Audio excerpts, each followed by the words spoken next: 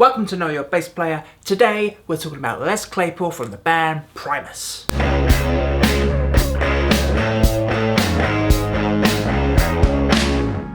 Leslie Claypool's very first bass was a Memphis Precision copy.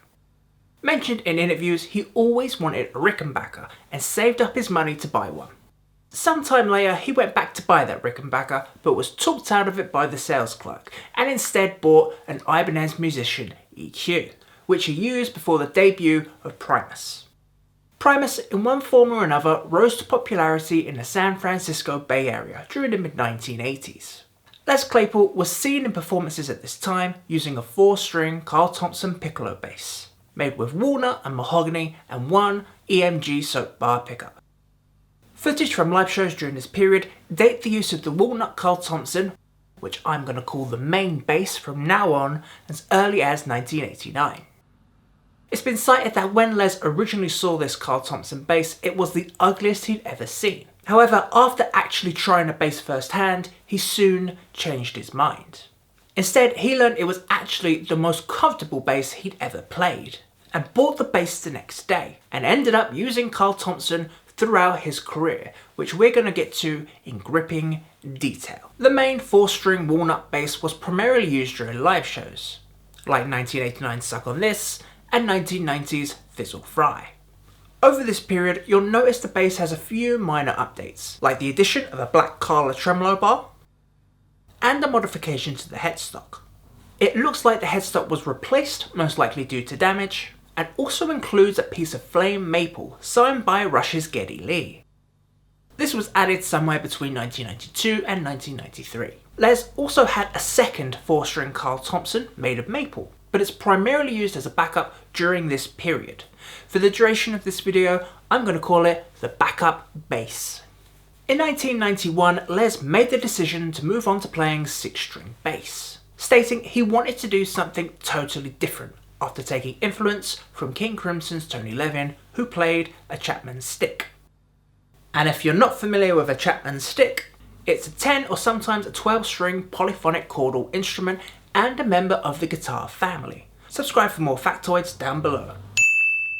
Les then put in an order with luthier Carl Thompson, and halfway through the construction, Les decided that the bass should be fretless. This explains why this bass has lines drawn in the neck, as they were pulled out during construction. Les describes the instrument as more of a challenge, but it was a bass that opened a lot of doors for him. Unfortunately, this bass was not ready by the time Primus recorded Sailing the Seas of Cheese in 1991. As a result, Les bought a tuned 6-string instead, and used this to record on the album. The tuned 6-string can be seen in Bill and Ted's Bogus Journey, as well as live shows during this time. Les has stated that this bass too has also had its frets pulled, making it fretless. The Carl Thompson fretless 6-string finally made an appearance later in 1991 on the music video Tommy the Cat. It was Carl Thompson who named this bass the Rainbow Bass, due to the fact the body contained strips of walnut, curly maple, paddock, paddock, paddock,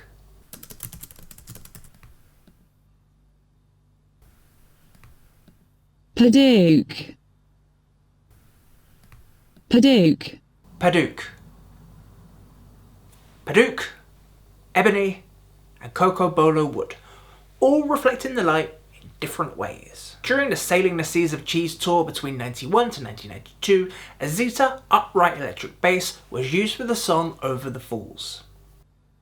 The Rainbow Bass was used in tandem with the main 4-string Carl Thompson to record 1993's Pork Soda, which returned again in the music video My Name is Mud. Following this, the music video for DMV was released, featuring backstage footage from a live show in 1993. In these clips you can see a brand new threaded 6-string Carl Thompson, with 2 EMG soap bar pickups, the Rainbow Bass and the main bass. The final music video from Pork Soda was Mr. Crinkle, and shows Les playing on an acoustic M1B upright bass. On the next album, Tales from the Punch Bowl, things were changing in the Primus camp. Not only was there a lot more experimentation going on in terms of recording techniques and instrumentation, this was the first album to be recorded in Les's own home studio, aptly named Rancho Relaxo, a location based in The Simpsons. This would also be original drummer Tim Alexander's final album with the band. However, spoiler alert, he comes back in 2003. In terms of experimentation, the record features the Zeta upright and the K upright double bass, as well as a bass Joe. Yes, you heard me, a bass Joe. A bass banjo. A banjo bass. Bass Joe. Winona's Big Brown Beaver was the first video to air off of Tales from the Punch Bowl. In this video, Les is playing a red Fender 1970s jazz bass made of maple.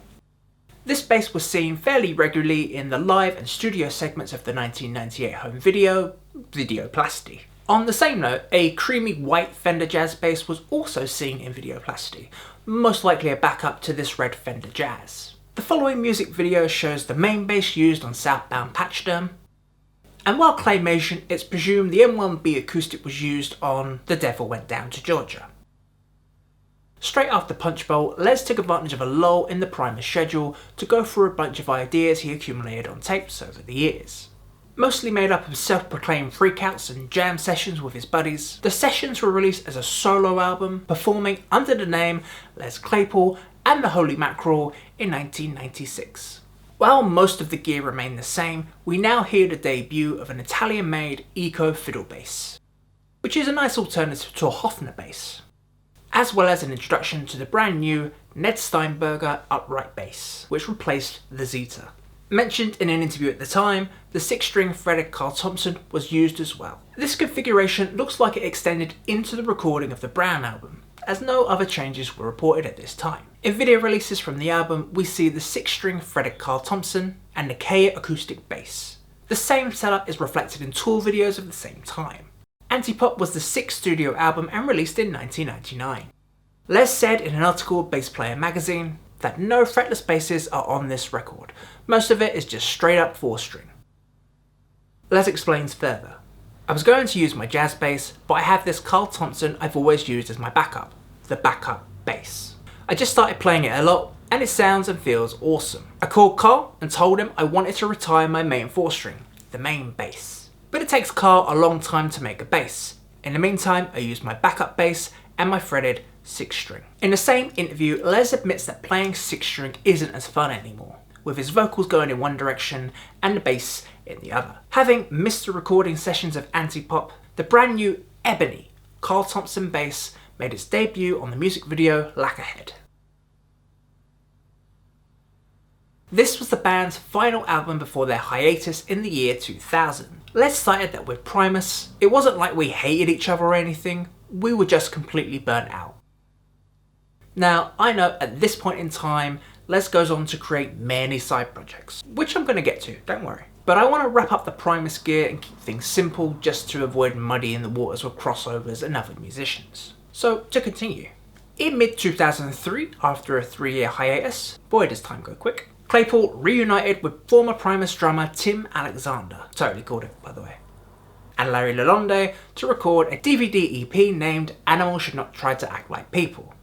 Primus then weaved in shows and a live DVD between Les's solo projects going on at this time. The live DVD, Hallucinogenics, was released in 2004, and Les debuted his 7th Carl Thompson bass. Another piccolo bass, but with jazz-type pickups.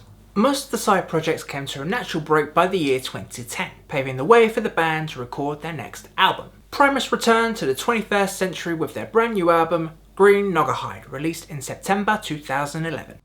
During the recording of the album, a letter was published by Les on his website, providing a brief update of progress. In this letter, Les addresses the speculation and interest in a bass he was using at a New Year's show in December 2010. Les explains that he was using a prototype bass that he designed, and was built by high school friend Dan Maloney. Having had the idea of building a bass for a while, he was able to incorporate elements of his favourite basses and some fanciness to boot. It's part Fender Jazz, precision, Rickenbacker, Carl Thompson, a Jaguar E-Type car, and a little bit of Dr. Zeus for some fun. Anticipating questions regarding Carl Thompson, Les continues. Some may wonder why I didn't have Carl make the instrument, and the answer is that Carl is a unique artist, and his designs stand on their own. Simply put, it would be like telling Picasso what to paint. This bass would be named the Patchdurn bass. Only a handful of these basses have been made so far, 2 of which have been auctioned off to charity for a total of $75,000. Primus and the Chocolate Factory was a reimagining of the original Willy Wonka and the Chocolate Factory soundtrack from 1971. It features his new Patchdurn bass, a new 5-string Ned Steinberger upright bass, and a resonator bass. Both are new to Primus records, but are quite prominent in Les's solo projects, which we are getting to. Desaturating 7 was released in 2017, and Bass Player magazine reports Les primarily using the Patchdurn on most of the pieces, but still hauling out his rainbow bass and the NS 5-string when needed. This equipment has also been seen during live shows of the same period, and looking at live videos from 2018, this still holds true. And of course, the Wamola still makes an appearance.